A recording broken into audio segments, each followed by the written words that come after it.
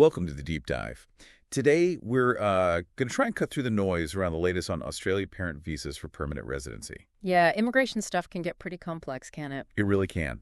So our goal here is just to pull out the key updates from this document we've got. It's titled Latest Updates on Australia Parent Visas for Permanent Residency. We want to make it clear what folks really need to know. Exactly. And that title, Latest Updates, it really signals something specific, doesn't it? Like something's changed or been clarified about that permanent path for parents. Yeah. It's important to understand those shifts. Okay, so latest updates.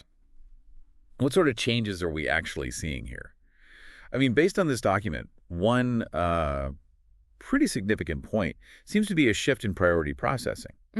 It looks like there's more focus now on processing the contributory parent visas, maybe over the non-contributory ones. That's a really key distinction, yeah. The contributory visa, well, it generally has that higher application fee, right? Yeah. And the assurance of support bond. But historically, it's also been faster. So this update kind of suggests the government might be, streamlining that pathway even more. Which could potentially mean what for the non-contributory stream? Well, potentially, yeah. It could be at the expense of the non-contributory stream, which, let's face it, already has much, much longer waiting times. Okay, and here's something that gets really interesting, I think, for anyone with parents overseas. The document also mentions tweaks to the assurance of support requirements. Ah, yes. The financial side. Exactly. It looks like an increase in the income level needed for sponsors and stricter rules about who can be a joint assurer. And that could have a pretty big impact on families, couldn't it? I mean, the whole point of the assurance of support is making sure parents don't rely on public funds.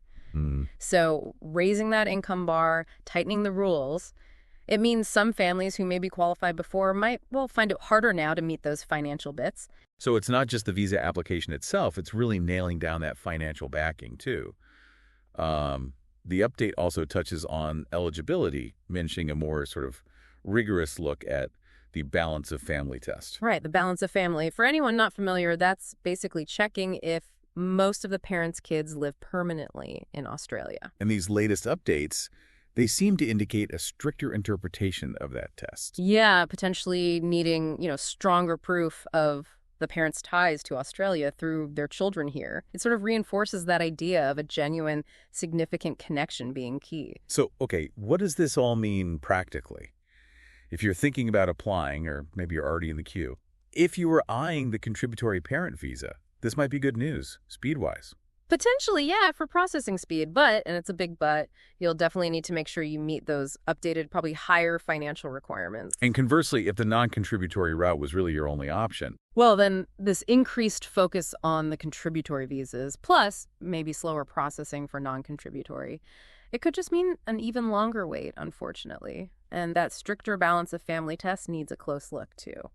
The document also gives a brief mention, doesn't it, about some kind of new fast-track option? Yeah, it seems like a pilot program for a really small group within the contributory applications, meeting very specific criteria. Details are pretty thin, but it's something to, keep an eye on if it might apply. What's kind of fascinating here is the clear direction this points to, isn't it? It really feels like a lean towards that contributory pathway.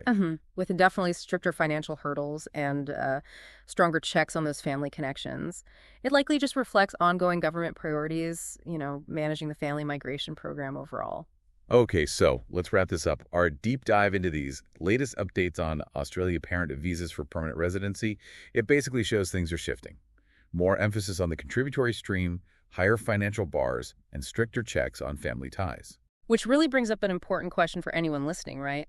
Considering these shifts, how might these updated requirements actually impact your own family's plans or your eligibility for a parent visa? It's really crucial to dig into the official specifics from the Department of Home Affairs. Definitely. And maybe one last thought to leave folks with. Given these are the latest updates, what other bigger things, maybe economic or social factors in Australia, might be sort of pushing these kinds of changes in parent visa priorities? Something broader to think about. That's a great point. Always good to consider the context. Well, thanks for joining us on this deep dive.